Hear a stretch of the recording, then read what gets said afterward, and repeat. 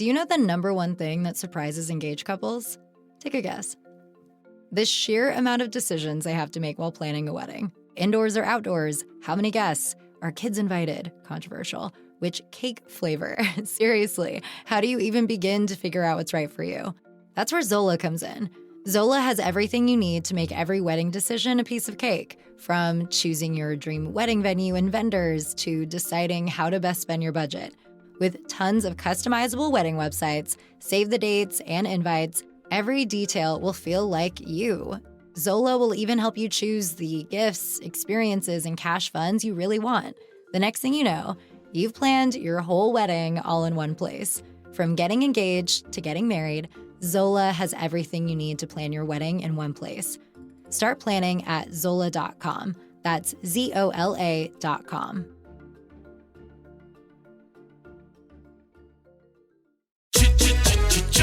Looking for excitement? Chumba Casino is here. Play anytime, play anywhere. Play on the train, play at the store, play at home, play when you're bored. Play today for your chance to win and get daily bonuses when you log in. So what are you waiting for? Don't delay. Chumba Casino is free to play. Experience social gameplay like never before. Go to Chumba Casino right now to play hundreds of games, including online slots, bingo, Slingo, and more. Live the Chumba life at ChumbaCasino.com. VGW Group. No purchase necessary. Void where prohibited by law. See terms and conditions. 18+.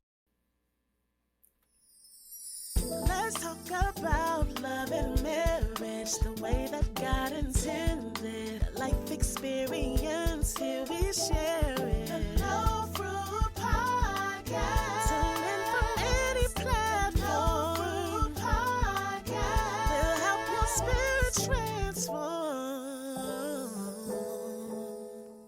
transform. Welcome to the No Fruit Podcast. We thank y'all very much for listening today. We have a very encouraging guest today. He is the relationship engineer and is the founder of Men Becoming Better Men Coaching and host of the Men Becoming Better Men podcast. He serves as a guiding force for men who feel lost and disconnected by empowering them with tools and support to engineer a life they love, full of joy, meaning, and connection. After his own life was upended by an extremely painful divorce that nearly destroyed his relationship with his children, he decided to dedicate himself to learning how to systematically re-engineer his life and transform his mindset to create a more powerful and life with transformational results.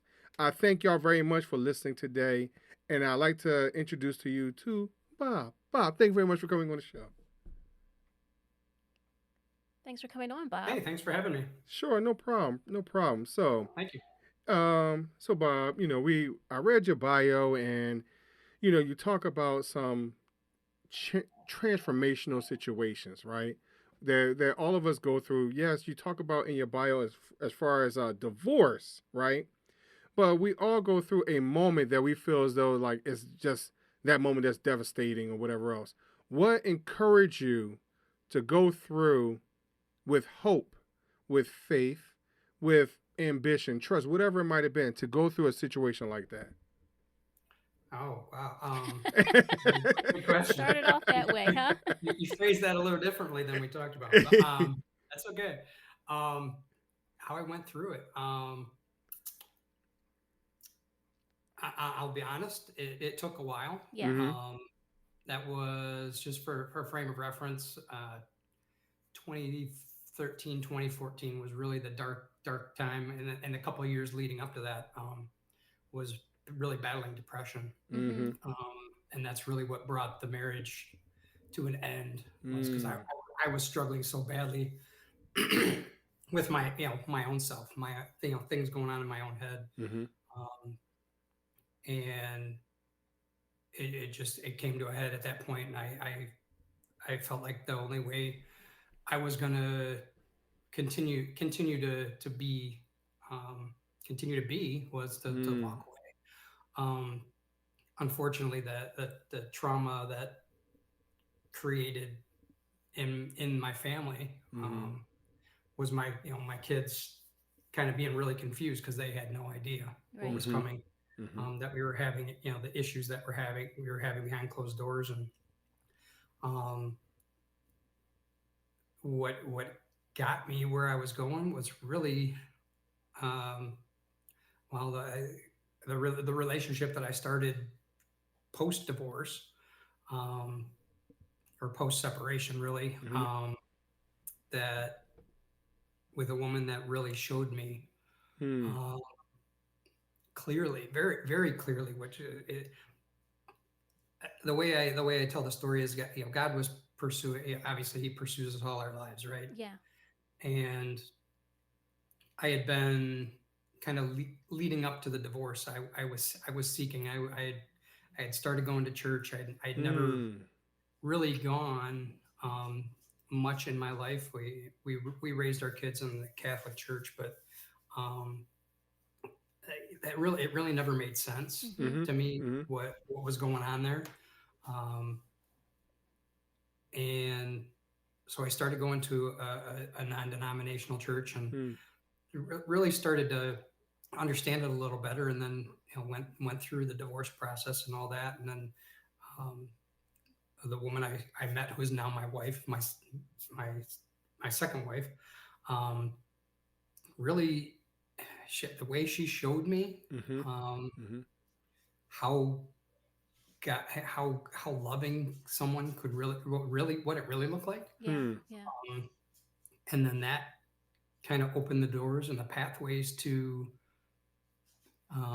one day we started just say, hey, let's go to church. We weren't going to church either at that point. And just the way she always prayed for me, even though we weren't going to church, she prayed for my kids, she prayed for my family, and really just opened my eyes to what it all really meant. She had been raised at a Baptist church, and just had a huge heart.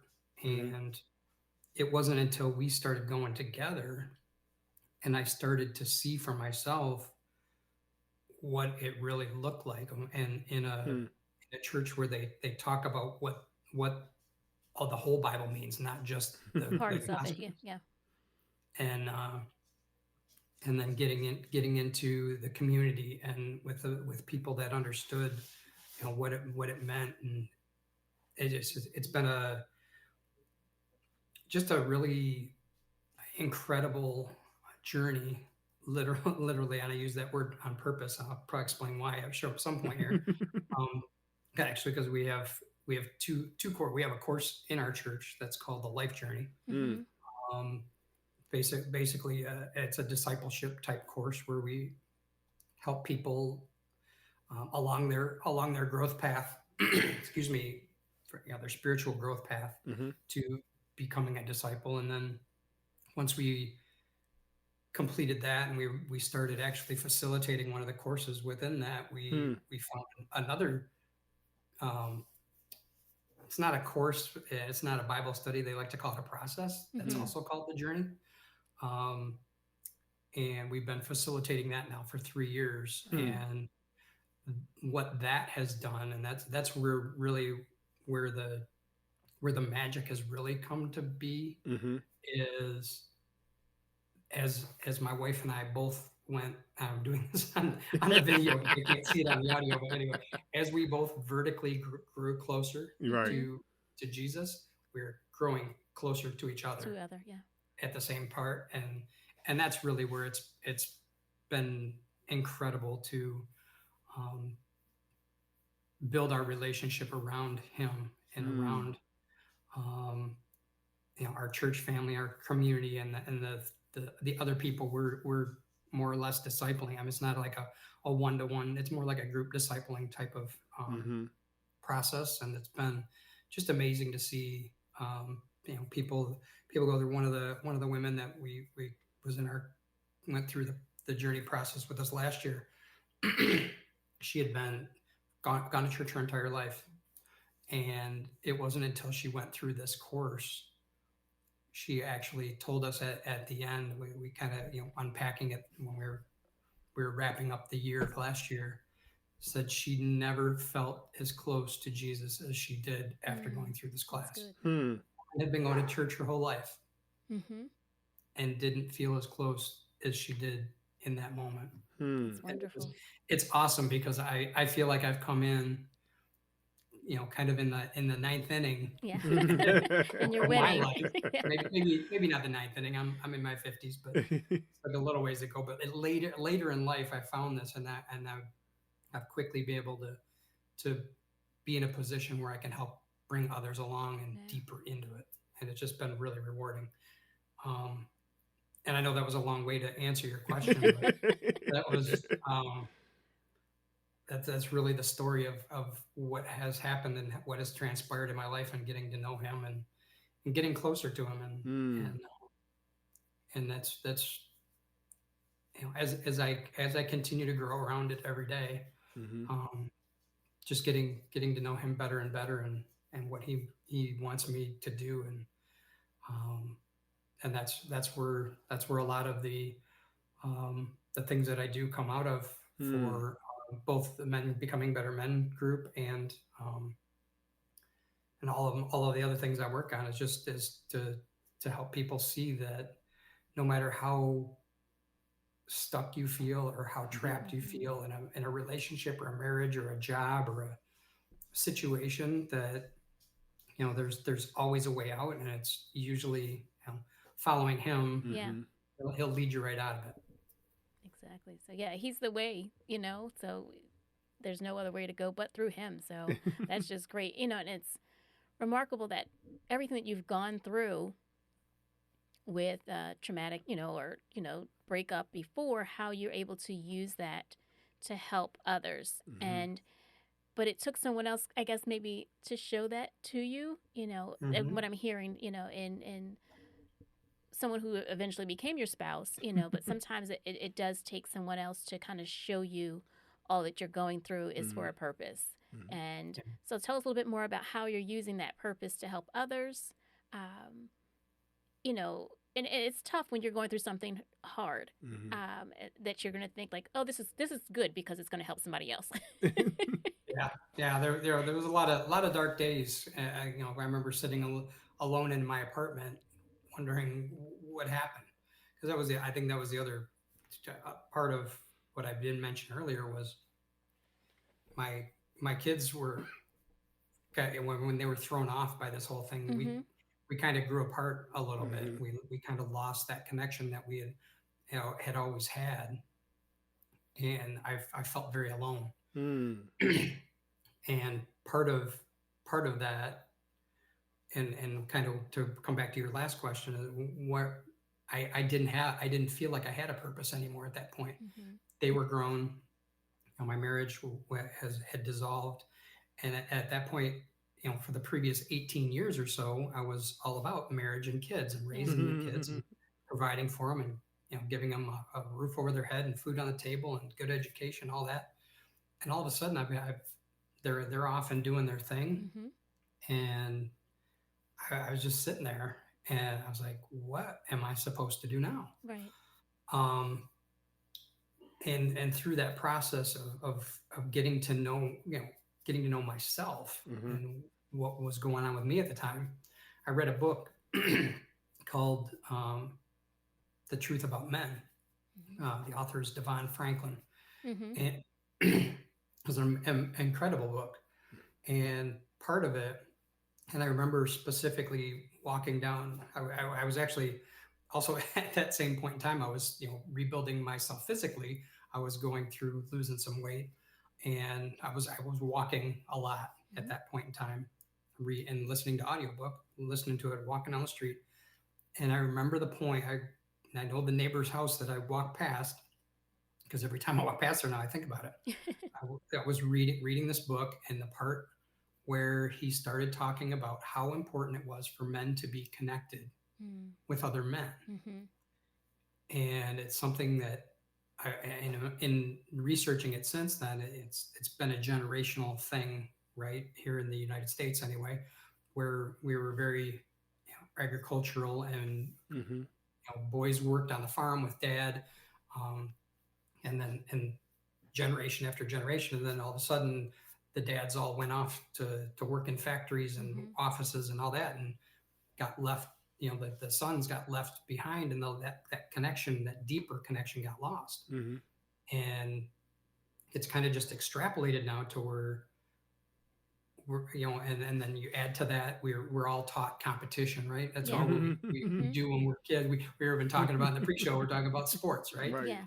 The competition, boys, men competing against each other, disconnected from each other, and that's not how we're programmed to be. We're programmed for connection. Yeah. I mean, Jesus, how did Jesus get the disciples? He just said, "Hey, come on, Come follow on. me." Yeah. And that's how we should all be with each other, and to be able to connect and be in community like that. So what that did was that spawned men becoming better men.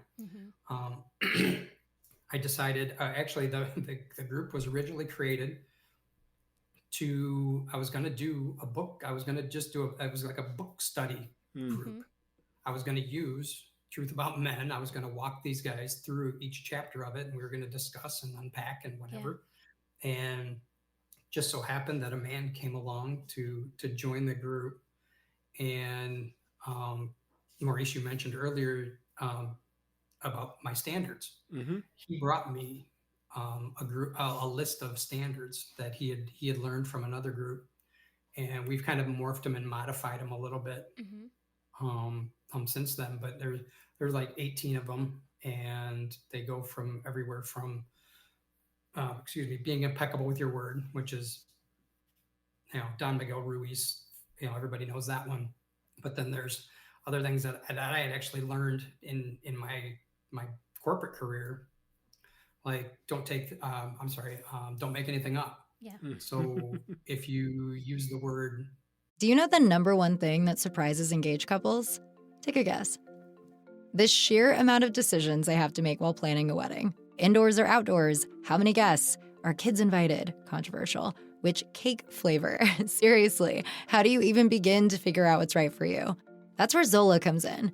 Zola has everything you need to make every wedding decision a piece of cake, from choosing your dream wedding venue and vendors to deciding how to best spend your budget. With tons of customizable wedding websites, save the dates and invites, every detail will feel like you.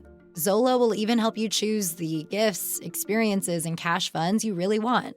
The next thing you know, you've planned your whole wedding all in one place. From getting engaged to getting married, Zola has everything you need to plan your wedding in one place. Start planning at Zola.com. That's ZOLA.com. Hello, it is Ryan, and I was on a flight the other day playing one of my favorite social spin slot games on ChumbaCasino.com. I looked over at the person sitting next to me, and you know what they were doing? They were also playing Chumba Casino. Everybody's loving having fun with it. Chumba Casino is home to hundreds of casino-style games that you can play for free anytime, anywhere. So sign up now at ChumbaCasino.com to claim your free welcome bonus. That's ChumbaCasino.com and live the Chumba life. Sponsored by Chumba Casino. No purchase necessary. VGW Group. Void where prohibited by law. 18 plus. Terms and conditions apply. I think, or I feel, or some version of that, or it means you basically you don't really know. You're making it up. So so the standards like that, when we use those standards, especially as men, and they're great for women too. Don't get me wrong, but as men in a workplace, when we're collaborating and we're doing things together, working, and we don't use those standards, we're not impeccable with our word. That means we're not keeping our promises. If I tell Jim I'm going to get him this report by Tuesday, I sure as heck better get him that report by Tuesday, because he's counting on it. Right. If I'm in a conversation and I say, well, I think we're going to get that report done on next Tuesday. But I really don't know, because I haven't done the research to know that really the amount of work it's going to take me till Friday to get it done. But I tell them Tuesday. Yeah. Somebody's going to count on it on Tuesday, and I'm not going to give it till on Friday. So all those things are interconnected when we're in the workplace, and to be able to be strong in all of those builds trust with our coworkers, builds trust in our marriages, builds trust with our children, whomever. And a lot of people just don't. I mean, I see it all the time. I see people making things up. I see people breaking their word. Yeah. And at this point for me, it's actually gets kind of frustrating because I've been living those for so long, and I'm not saying I'm perfect with them. Don't get me wrong, but I can observe them and I can see them in people, and I there's the other phrase about it: how you do one thing is how you do everything. So if I see a man, witness a man at the office making things up, breaking his word, I step back and think, how is that translating for him at home? Right. Is he breaking his word to his wife? Is he making things up and not being honest and truthful with what's going on? And how is that impacting them? What kind of friction is that causing? Yeah. Right. I hate to see any marriage or man in a marriage suffer. I've known 3 men that have committed suicide. I can only assume a couple of them were maybe because their marriages weren't built on a strong foundation. So I don't my kind of my submission on top of just wanting to be in service of people is to not hear another story again of a man taking his own life because he wasn't living his standards and wasn't having the richness in his life to be able to be a good father, be a good husband, be a good employee, employer, whatever. So I have a thought upon that, Bob. I'm listening to you, and all I could think of there's only one word that comes to mind, which is identity. And a lot of times we don't understand, we don't know, we weren't taught to really pay attention to that man in the mirror. Yeah. And really confront that individual face on. So, because we don't want to see, the word liar across our forehead, like just metaphorically speaking, whatever.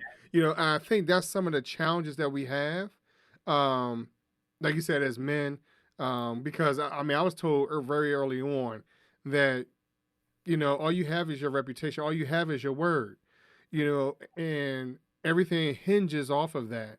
And I can only speak for myself where not living up to that did present challenges in our marriage. It has presented challenges with my children. But again, when you're not shown that or understand that, and then trying to look in the mirror, sometimes you don't want to. You got brush your teeth in the morning, but you might brush your teeth backwards or something like that.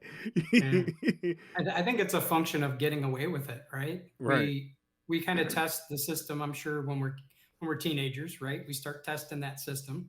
We start getting away with lies and half truths and things like that. And every one of those, and I always remind people of this story.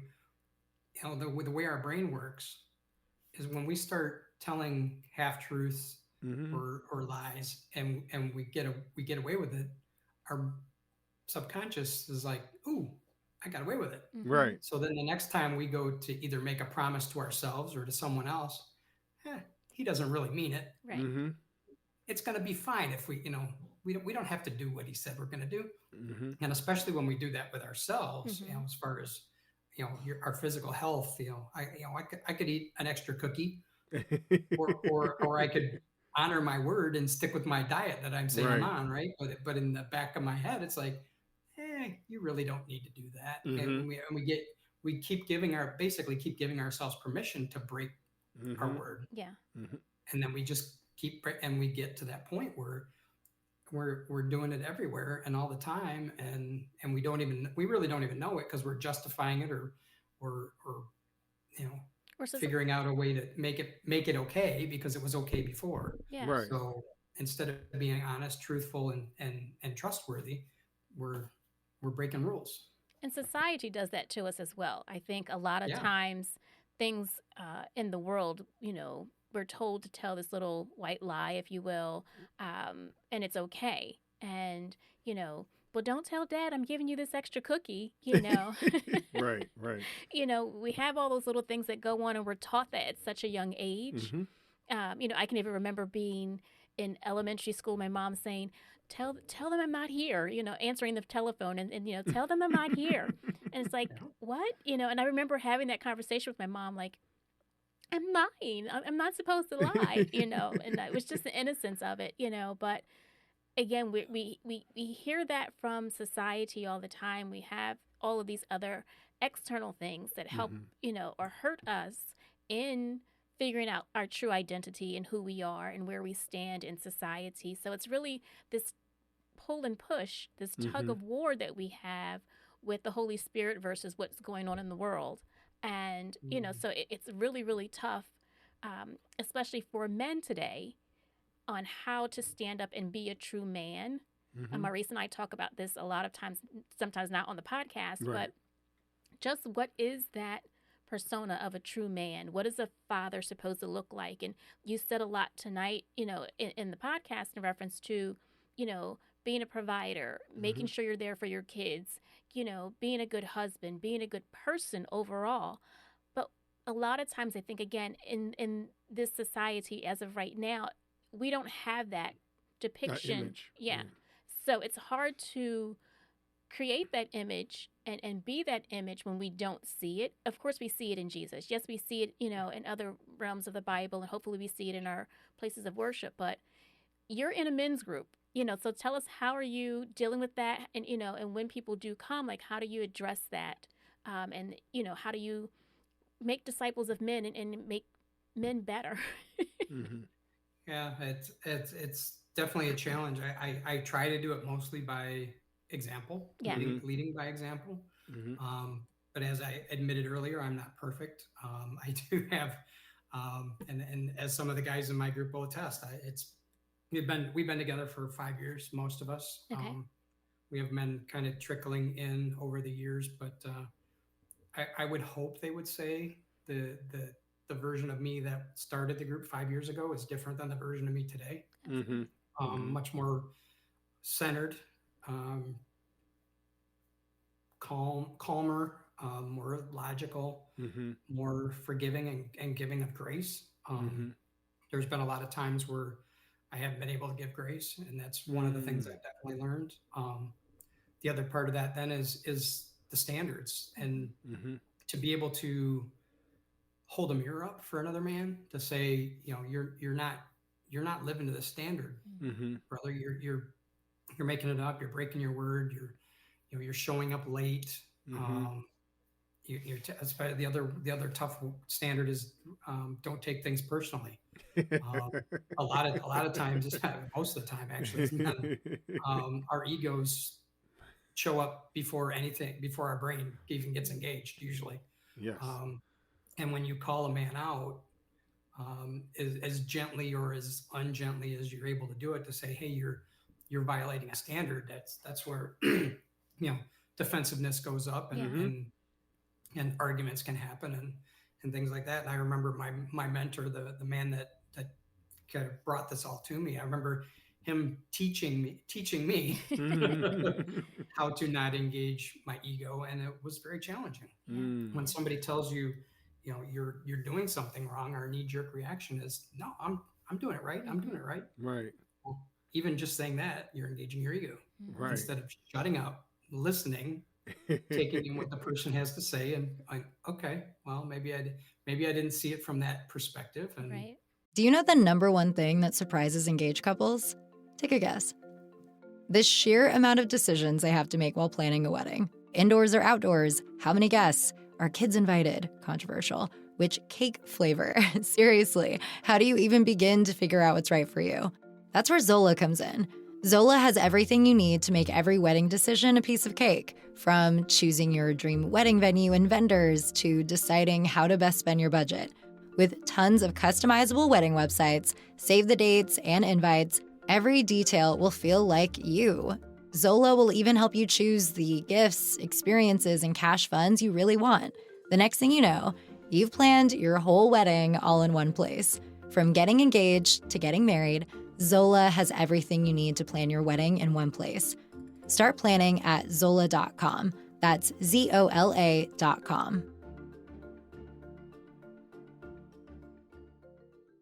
Ryan Seacrest here. When you have a busy schedule, it's important to maximize your downtime. One of the best ways to do that is by going to ChumbaCasino.com. Chumba Casino has all your favorite social casino games like spin slots, bingo, and solitaire that you can play for free for a chance to redeem some serious prizes. So hop on to ChumbaCasino.com now and live the Chumba life. Sponsored by Chumba Casino. No purchase necessary. VGW Group. Void where prohibited by law. 18 plus terms and conditions apply. Let me learn from it. Let me grow from it. Wow. Bob, I greatly appreciate you coming on. For those individuals that are struggling with the ego, because I could definitely attest to that, right? But for those that are struggling with their ego, they're struggling with finding a true role model, because it's really hard to find those today, and even with the kids and their TV shows, there's not a strong father figure in those either. But they need someone to talk to and relate to. So, Bob, where can they find you if they want to talk to you, and maybe even reach out to your men's group, or maybe even expand your men's group across the country? Where can they talk to you? Oh, I'd love to do that. I've tried to do that actually a couple times. It hasn't panned out, but my main place you can find me is www.menbecomingbettermen.com. Mm-hmm. That's my main hub of all things. I do have a private Facebook group for men as well, private community. It's also called Men Becoming Better Men. You can just search it on Facebook and apply to be in that community. And then I've actually started a couple months ago, a online version of the men's group, which I call Men Becoming Elite Men. There's an application process as well for that. It is a weekly gathering, and we go through a lot of the same things that I talk to the men about in the men's group and in my one-on-one coaching as well. So a lot of different avenues to engage. Mm-hmm. And one more I'll mention, because you mentioned mentoring, it was yesterday. It was International Men's Day, Mm-hmm. and over the weekend on Saturday, I was part of a panel discussion. That was actually a whole seminar around International Men's Day and mentoring. Mm-hmm. And there is a group called the Men's Group. Oh, geez. I don't want to get it wrong on this podcast. Sorry, give me 1 second to look. The Men's Room, I'm sorry. Okay. The Men's Room. They have actually started a movement here at that celebration, like on Saturday was a kickoff, but they are actually have applications to be a mentor or to become a mentor. If you look up the Men's Room show, Mm-hmm. I think they have a Facebook presence. I know they have a LinkedIn presence, but you should be able to find some information on their. I know they're gonna put the recording out of what we did Saturday here in the near future. But they're also soliciting to help people connect with mentors and mentees, which That's good. It is an awesome initiative. I think Nice. that it's really, like you said, it's really needed. And coaching and mentoring kind of go hand in hand. Yeah. But again, when you talking about young kids, obviously you're not going to pay for high level coaching as a youngster, and the mentorship part of it would be really great for some, for kids to get into nowadays, Right. especially, and actually I had a conversation with somebody yesterday about, how many, his father had passed away at a very young age. And when you don't have a father and that influence in your life, that how much harder it can make life for you. So for any young men out there or boys that don't have that father figure in their life, I highly recommend finding a mentor of some kind, whether it's through, I know Boys and Girls Clubs do that, as well as, or an organization like the Men's Room, to get those connections and have a man in your life to kind of teach you the ropes, because that unfortunately put a lot of men are getting into their 20s and 30s and don't have those skills, and Right. Yeah. we're just proliferating those wounds and those woundedness over and over in these marriages and relationships, and fathers becoming fathers that aren't really know what they're doing. So Right.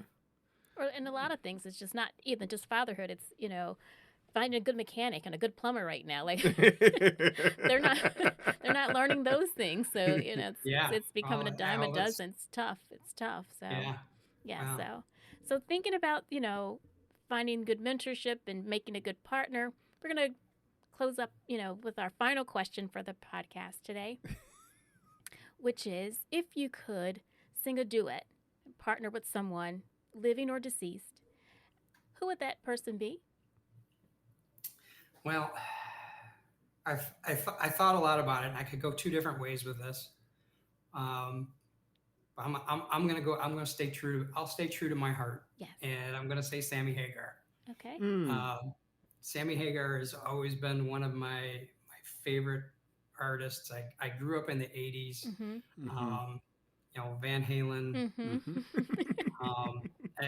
And I know a lot of people are anti-Sammy, but I've loved the sound of his voice and just kind of how crazy and wild he is and fun, and not that I endorse a lot of that anymore, but I don't know. I'm picturing you with the big 80s hair right now, Bob. It's hard to do. It's hard to picture me with big 80s hair. I never really had the big hair, but I did love the music. Yes, Nice. Yes. Nice. So Bob, I like that answer. So I'm gonna flip it up real quick. I know we asked you that question that we asked on the No Fruit podcast, but I'm gonna flip it up on you real quick. I have a question on my other podcast called That Will Never Work.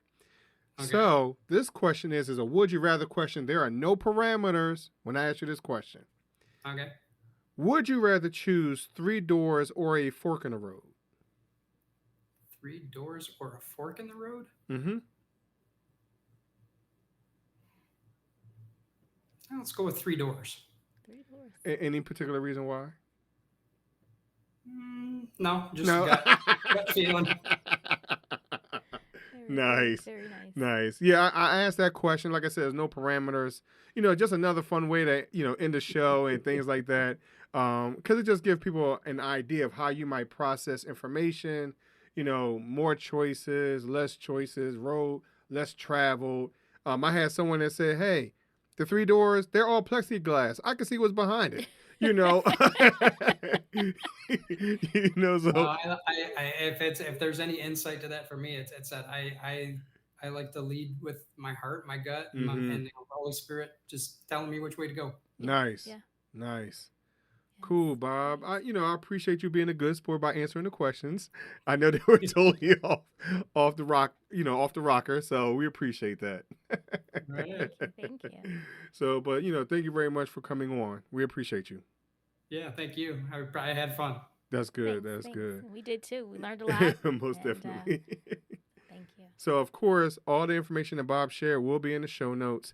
And if not, please, please, please make sure you go to his website. If you're driving or whatever else, it will be in the show notes.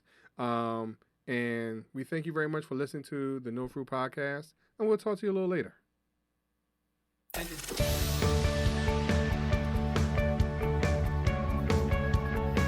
This week's episode has come to an end. But the fun doesn't have to stop here. If you have any questions, suggestions, or feedback, head over right now to Twitter and Facebook and like, share, and get involved. Join us next time.